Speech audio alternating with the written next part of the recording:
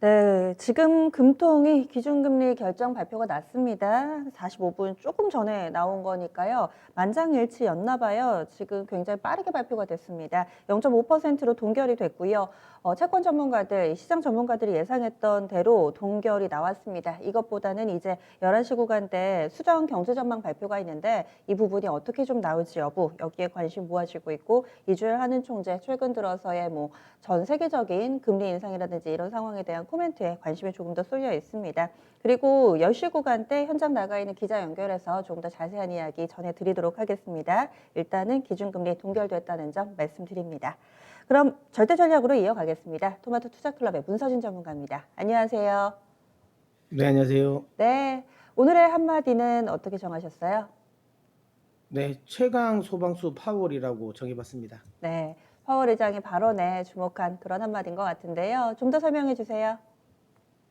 네, 제가 이제 이번 주 화요일 날 절대 전략에서 소방수를 기다리며라고 이야기를 했었던 것 같은데요. 뭐 그때도 제가 설명을 드렸지만 파월의 지금 이제 연준의 스탠스는 확실하게 금리 인상과 관련된 부분에 노이즈는 없다라고 시장에게 계속 이야기를 해줘 왔었거든요. 근데 이게 단순히 그냥 그러니까 파월 의장의 발언만은 아니고요. 지금 연준 주요 위원들이 거의 하나같이 다 그런 이야기를 하고 있습니다.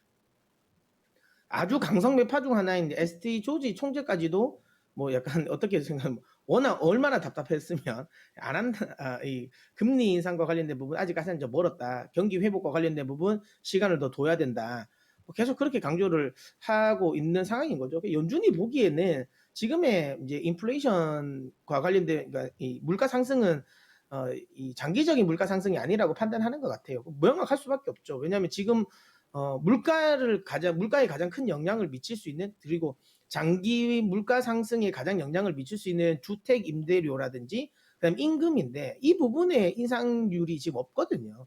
그렇기 때문에 인상 요인이 없기 때문에 장기적인 흐름은 아니라고 지금 판단하는 것 같고 특히 원자재 가격 상승 아무래도 인프라 투자가 되기 때문에 일부 원자재 관련 종목들은 더 갈 것 같습니다. 제가 뭐 구리 이야기를 항상 강조드리고 있는데 뭐 구리라든지 이런 종목도 더 갈 것 같은데 중요한 건 유가가 더 갈 수 있냐라는 부분이죠.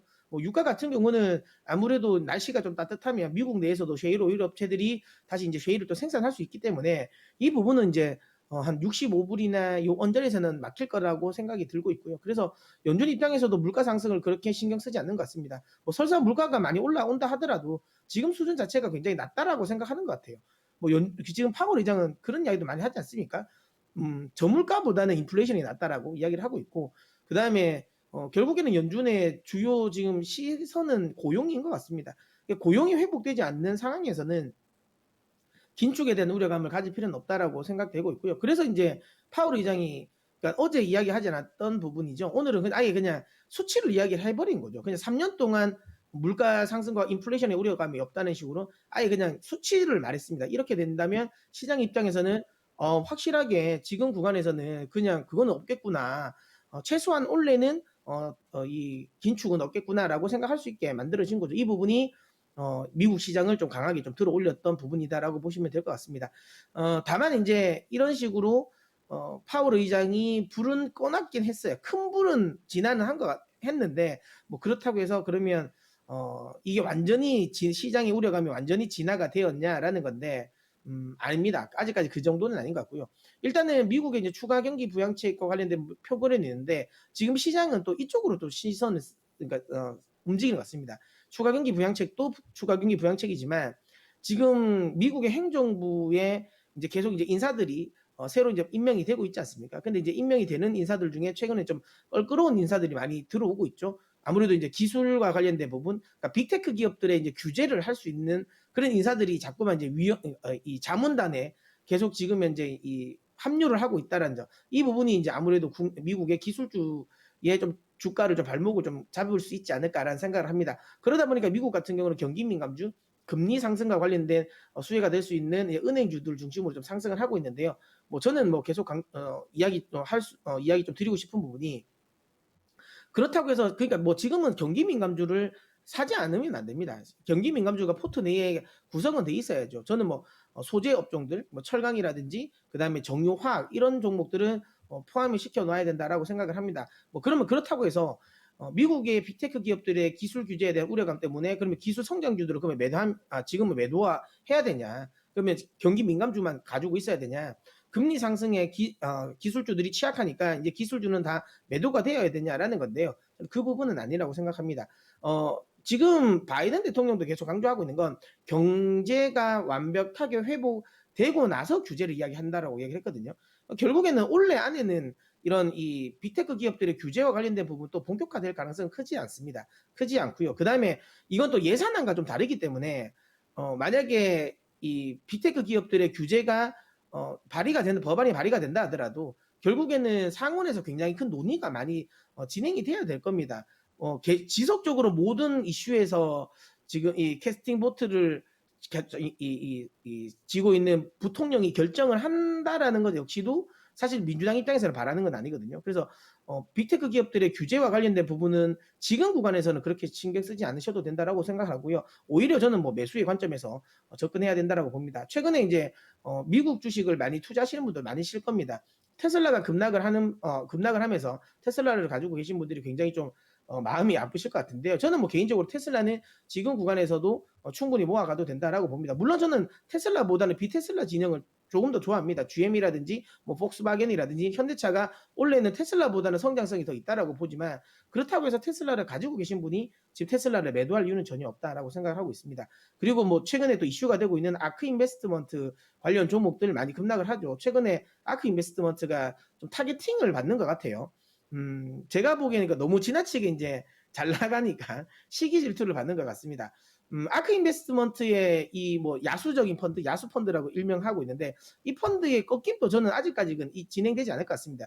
유동성이 금리가 중요한 게 아니라요. 유동성이 시장에서 마르면 이런 종목들은 확실하게 꺾이겠죠. 하지만 단지 시중금리가 올라간다는 이유만으로 이런 기술주, 혁신주에 대한 이 매도 물량은 오래 지속되지는 않을 겁니다. 유동성이 유지되고 있는 한 확실하게 그런 혁신 기술주 관련 종목들도 여전히 긍정적이다. 물론 다만 이제 워낙 많이 올라간 종목들이 많기 때문에 섣불리 접근하기는 힘들겠지만 최근에 또 관련해서 많이 떨어졌습니다. 우주항공 관련 종목들도 많이 떨어졌는데 이거 아시는 것처럼 3월 달에 아크 인베스트먼트 우주항공 관련 ETF 나오지 않습니까?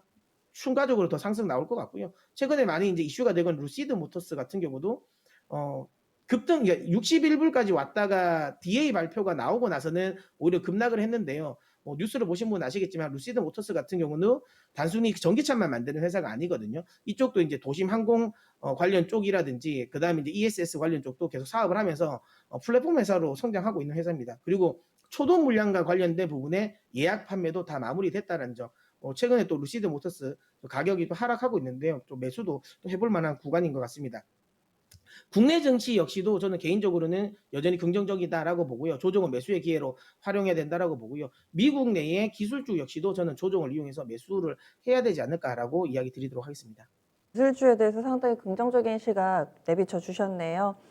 그리고 오늘 시장의 상승의 수급을 보자면은 그동안은 개인이 좀 이끌어줬다면 오늘은 또 외국인과 기관이 사고 있고 특히나 연기금 쪽에서 이렇게 또 강하게 사고 있습니다. 반면에 또 금융투자는 팔고 있어서 수급에 대한 분석도 살짝 좀 덧붙여 주세요.